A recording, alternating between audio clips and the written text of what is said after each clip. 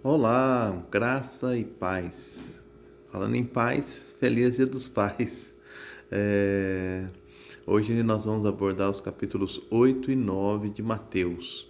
Então, os capítulos 5, 6 e 7, nós vimos Jesus trazendo a nova lei, pregando, ensinando, orientando a viver a lei de uma maneira mais perfeita. Nesses dois próximos capítulos, nós vamos ver Jesus aquele que é o Messias das obras. Então, as obras, os sinais que ele realiza, que confirmam a sua autoridade, o seu ser filho de Deus e o seu ensinamento, né? Então, logo no começo do capítulo 8, tem a cura de um leproso. O leproso se aproxima de Jesus, se prostra diante dele, já é uma atitude de adoração, e o chama de Senhor.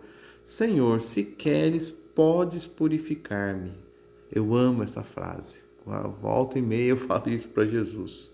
E Jesus estende a mão, toca nele e diz: Eu quero, fica purificado. Por quê? Porque o leproso, ele não podia entrar na cidade, ele não podia participar do culto, e quem tocasse nele ficava impuro. Aqui no caso, Jesus, né, o toca, e em vez de Jesus ficar impuro, é Jesus que o purifica, né? Aqui lembra lá no Antigo Testamento o milagre do Naamã, o sírio, né? E aí Jesus fala para ele não falar nada a ninguém, mas se apresentar aos sacerdotes do templo. Depois aparece a figura do centurião. O centurião se aproxima de Jesus e implora: Senhor, meu criado está de cama lá em casa, paralisado e sofrendo demais. Ou seja, ele é um centurião, ele comandava uma centúria de soldados. Ele poderia ter pego Jesus e falado assim: vai lá em casa e cura o meu empregado. E olha, ele está preocupado com o seu empregado, né? Ele realmente se sensibiliza com o sofrimento do empregado. E ele não tem vergonha de se aproximar de um estrangeiro que era de um país dominado para pedir ajuda.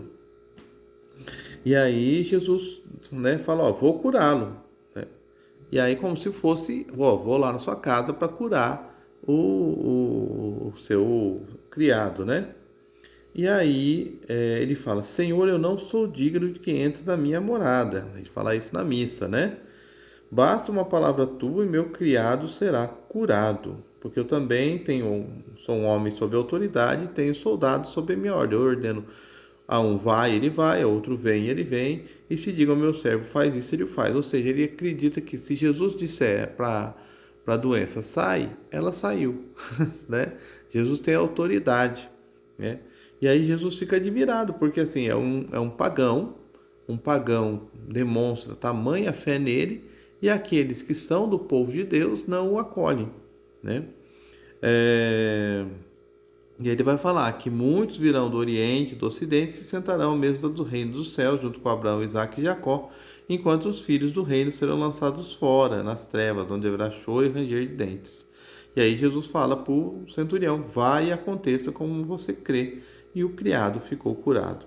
Depois também, mais uma vez, a relação de Jesus com uma mulher, a sogra de Pedro, né? Jesus entra na casa de Pedro, ela está com febre, ele toca na sua mão, né? O tocar, e a febre a deixa. Então a febre impede a gente de servir. E aqui, a partir do momento que a febre a deixa, a atitude, o que mostra que ela está curada, é que ela se coloca a serviço das pessoas. Chega no fim, né? Ao anoitecer, levaram muitos a Jesus, muitos possessos. Ele expulsou os espíritos pela palavra e curou todos os enfermos, né? E aí vem a passagem de Isaías 53, a passagem do servo sofredor, onde fala, né? Ele assumiu as nossas enfermidades e carregou as nossas doenças. Aí aparecem duas pessoas querendo seguir Jesus, né? Ele vai para o outro lado e aparece primeiro um escriba, ou seja, alguém que já tem uma experiência com a lei de Deus. E ele fala assim: ó, vou te seguir para onde quer que você for. Aí Jesus responde: as raposas têm tocas e os pássaros do céu têm ninhos, mas o filho do homem não tem onde reclinar a cabeça. É tão contrastante com a opulência e a teologia da prosperidade, né? Muito se fala de uma igreja pobre para os pobres, né? Então esse apego muitas vezes aos bens, à riqueza, à segurança dos bens, também acontece na área das igrejas, né? Então, olha aqui, ó. O outro, Senhor, permite-me que primeiro eu vá enterrar o meu pai. Deixa que os mortos enterrem os seus mortos. Ou seja, a missão, o segmento de Jesus vem sempre em primeiro lugar. Não é que ele está desprezando, isso era um ato, né, estava legal, um ato de devoção, um ato necessário, enterrar os mortos. Mas aqui é como se fosse uma hipérbole, né? Ele exagera para mostrar, ó, em primeiro lugar vem o segmento, né? Depois vem a situação da tempestade acalmada. Jesus é um carpinteiro, ele está no mar com um monte de pescador experiente. E enquanto a tempestade era tão grande que os pescadores estavam assustados, achando que iam afundar. E Jesus está dormindo no fundo do barco. E aí ele fala assim: Senhor, salva-nos, estamos perecendo. Senhor, salva-nos, estamos perecendo. E quantas vezes a gente também, né, tem momentos que a gente acha que Deus está dormindo, né, e nos abandonou e que a gente vai afundar. E aí ele repreende os ventos e o mar e fez-se uma grande calmaria, né, e todo mundo ficou admirado. Quem é esse? Quem é esse que até os ventos e o mar lhe obedecem, né? Aí ele chega do outro lado, uma região pagã, né? Jesus está sempre caminhando, e aí aparece dois possessos, né? No outro evangelho é um possesso só, aqui são dois. E aí o demônio se manifesta, que quer de nós, filho de Deus, eles reconhecem quem é Jesus, vieste aqui para nos atormentar do tempo, e aí eles impediam a passagem das pessoas, né? E só que quando eles reconhecem Jesus, ele fala assim, ó, se você vai nos expulsar, me manda pelo menos para aquela manada de porcos ali. E aí Jesus fala, pode ir. E eles saem, vão para os porcos e a manada cai no despenhadeiro no mar, morrendo nas águas. E aí o pessoal que viu tudo isso e teve um prejuízo muito grande, fugiram e foram para a cidade contar a notícia e tudo que aconteceu. E a cidade inteira, né, viram o que tinha acontecido, e em vez de se alegrar pela libertação daquelas duas pessoas, eles pedem para Jesus ir embora. Depois tem a situação do paralítico, né? Eles voltam de barco, vai para a cidade e apresentam um paralítico. Aqui eles não contam toda a história lá dos quatro que pelo telhado e tudo mais. Mas ele já vai direto. Vendo a fé que tinham, Jesus disse ao paralítico: coragem, filho, os teus pecados estão perdoados. Ou seja, a pessoa é apresentada paralisada na frente de Jesus. Jesus fala: ó, os teus pecados estão perdoados. Eu falo, então a nossa paralisia verdadeira começa pelo pecado. E aí o povo pensa, ele está blasfemando, porque só Deus pode perdoar pecados. Eles estão certos, só Deus pode perdoar pecados. Só que Jesus é verdadeiramente humano e verdadeiramente Deus. E aí, por que pensais o mal em vossos corações? Que será mais fácil dizer, os teus pecados estão perdoados, ou levanta-te e anda? Para que saibais que o Filho do Homem, vai aparecer lá em Daniel, essa expressão, que é o livro que a gente vai ler no mês que vem. O Filho do Homem tem na terra autoridade para perdoar pecados, levanta-te, pega a tua maca e vai para a tua casa. E hoje também Jesus fala para nós, levanta-te, pega a tua maca, pega a tua história, vai para a tua casa. O paralítico levantou-se e foi para sua casa. A multidão ficou louca, cheia de temor, e glorificou a Deus, porque deu tal autoridade aos homens. Mais uma vez a questão da autoridade. E aí Jesus passa e vê o Mateus lá cobrando impostos. Naquele tempo, cobrar impostos era uma coisa não muito bem-vinda, né? A pessoa que cobrava impostos, hoje já não é muito.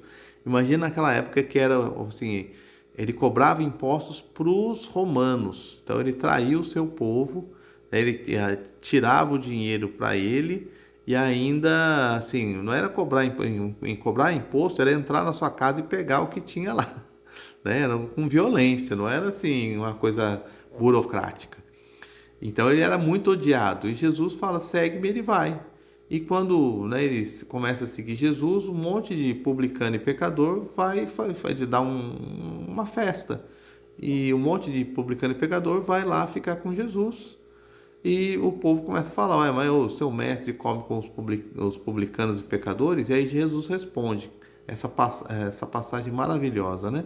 Não são os que têm saúde que precisam de médico, mas os doentes. Ide aprender o que significa misericórdia eu quero, não sacrifício. Com efeito, não vim chamar os justos, mas os pecadores. Oh, maravilha! E aí os discípulos de João também vão reclamar, porque falam, por que eles não jejuam? Os discípulos de Jesus não jejuam. E aí Jesus fala, né? Olha, o noivo está com eles. Quando o noivo for retirado, então eles vão jejuar. Então, Jesus é o noivo de nós que somos a sua igreja.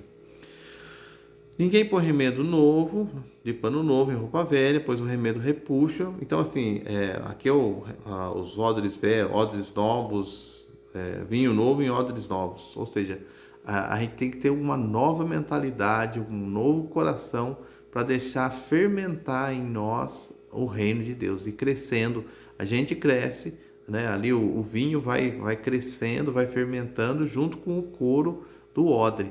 Então ele vai fermentando e não arrebenta. Agora, se você colocar um vinho novo num odre velho que já está esticado, ele vai arrebentar.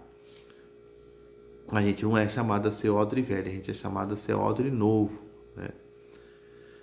Aí vem uma pessoa e fala: minha filha acaba de morrer, vem pôr a mão para ela sobreviver. Olha só que fé também dessa pessoa. E Jesus vai, né?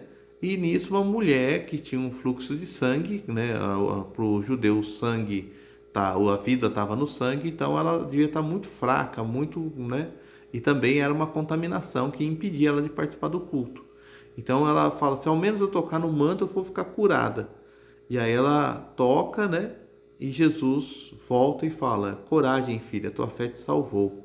Ela foi curada naquele momento. E aí, quando Jesus chega lá na casa do chefe da sinagoga, e tá aquela balbúrdia, gente chorando, tal, ele afasta todo mundo, ele fala: ó, a menina não morreu, ela dorme. Todo mundo dá risada. E aí Jesus, né, assegura mais uma vez, assegura pela mão e a levanta. Olha aí a delicadeza de Jesus, né? E aí essa notícia se espalha por toda a região. Também tem lá no Antigo Testamento, né, o Eliseu, a ressurreição lá do moço. Aí aparecem dois cegos, é muito parecido com a passagem de Bartimeu. Eles também vão dizer: tem compaixão de nós, filho de Davi. Quando entrou em casa, os cegos aproximaram-se dele. Ele estava lá em Cafarnaum, então, né? Jesus lhe perguntou: acreditais que eu posso fazer isso? Eles responderam: sim, Senhor. Então tocou nos olhos: faça-se conforme a vossa fé. E os olhos dele se abriram e Jesus advertiu, né, para que não espalhasse, mas aí todo mundo ficava sabendo. Aí aparece um processo mudo. Isso aqui é algo que está muito presente, né, hoje, da gente ter medo de falar as coisas, né, o espírito de mudez. A gente pergunta para as pessoas e elas não falam. E aqui ele expulsou o demônio, o mudo começa a falar e todo mundo fica admirado. E aí os fariseus acusam que Jesus expulsa os demônios pelo poder dos demônios, né? Esse aqui é o pecado contra o Espírito Santo. Por fim, Jesus estava percorrendo todas as cidades e povoados, ensinando e proclamando o Evangelho, ou seja, Jesus está sempre andando, curando, ensinando, ele está sempre em movimento.